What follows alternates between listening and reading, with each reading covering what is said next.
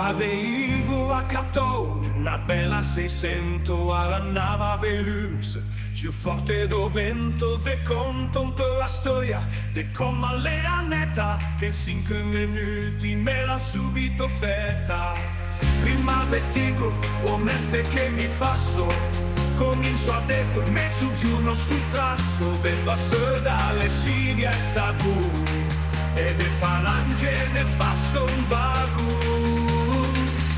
Giù e su per porto con motocicletta, con pellegrina, spasetta e faggetta, coagno di luci, demone da cento, e mi vengo ai decata 600.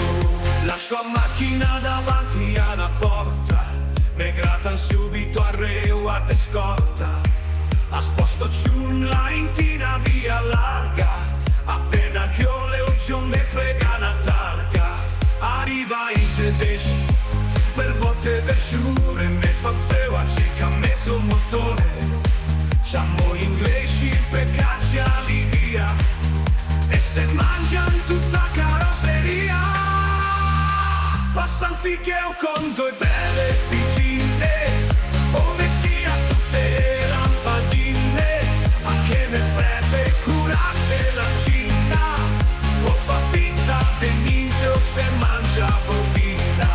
E dici talo, arriva una mega, e un radiatore all'istante a se frega.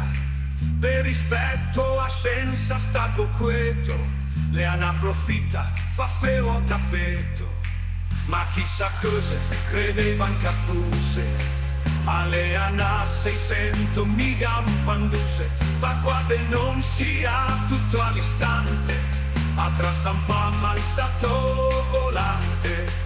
O me portirà con le 100 chili, o sa se